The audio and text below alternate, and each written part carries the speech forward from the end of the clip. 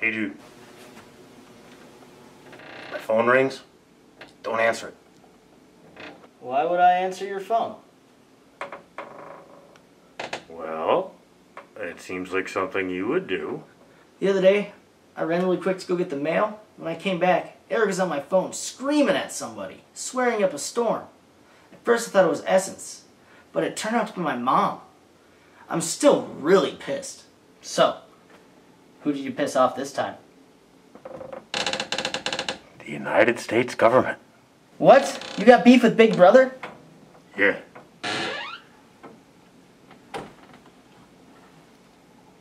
I want a war with Canada.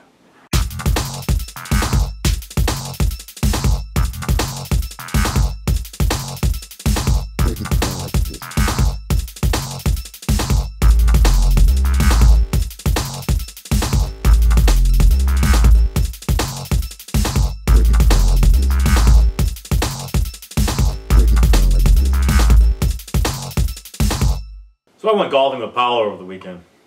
And before you ask, no, I am not a golfer. That's 84 over par after 3 holes. Whatever that means. But he did bring a shitload of beer. Got to about the 4th hole before we realized we were both too drunk to drive the golf cart. So we just sat down, kept drinking, cheered on the other players as they played through. But I got to thinking about Canada. How much I hate Canada. Everything. From their weird accents, to their Mounties, their silly claims about maple syrup. It's not even a real country. So I got to thinking about starting a war with Canada. Well, me and Powell were... Wait, don't tell me that you got Powell believing in some stupid plan. Oh. He has nothing against Canada. But he does have a lot of anger towards Greenland. Isn't Greenland part of Canada? I don't think so. It's like right above Canada. North America and South America are connected. We're 2 different continents. So, what is it? It's an island. It's part of Europe. That place is huge. It can't be an island. It can't be part of Europe either. Whatever. Point is, I'm going to start a war with Canada, and the United States is going to take it over. You know, the thing that really put me over the edge is being up in Milwaukee the other day. The Blue Jays were in town, so they played the Canadian national anthem. First, it's not even a real anthem. And second, Canada's a real country, and that's a real anthem. That's a pretty pussy anthem. Third, it's the good old US of A. We sing our anthem. It's about battle and freedom. It's the greatest anthem ever written. Unlike some other countries performed that day. I felt insulted. Why would the government call you? On the 4th of July, I put a call into Washington. I told them that Canada was ripe for the taking, and it should be ours anyway. The fact that King George III still has an arm above this great nation is a shame, and we should strike them before they attack us with their tiny army. King George III died like over 200 years ago. And England has like very little power. Plus, do you have an idea how many people have guns in this nation? People don't want to deal with a whole population that's more firepower than most armies. I know they won't invade. It's Canada, for Christ's sake. I'm just saying, we should take back what's ours. Technically, we stole this country from England and then stole the land from the Native Americans. Blah, blah, blah. They're a pussy, just like the politicians. We could double the size of the country, connect Alaska to the rest of us, and hell, while we're at it, why don't we tar and feather the Prime Minister? Tar and feather their Prime Minister?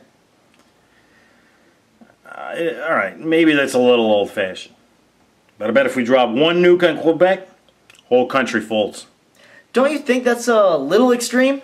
Oh, fuck no. Well, isn't Quebec French? That's not the point. The point is to show American power. And what's next? Mexico? Hell no, man. I don't want Mexico. Too many problems down there. Bad water. If anything, I'm going to set my sights on the hipsters next. Nah, fucking hipsters piss me off. All a bunch of punk-ass bitches. Fuck Ed Hardy, too. Well, don't do anything stupid. Like, threaten the president or call in some sort of terrorist act. Last thing I need is the FBI and the government come in here, take my weed, my bong, and whatever else may be laying around. You're on the eve of the Great Revolution here. those are just small things in the greater cause. Speaking of Mexico, I don't want you eating Doritos around here anymore.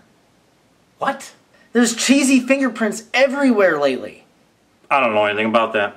The other day when people came over, you started getting all drunk and started high-fiving everybody, including the wall for doing such a great job of supporting the ceiling and keeping us all alive.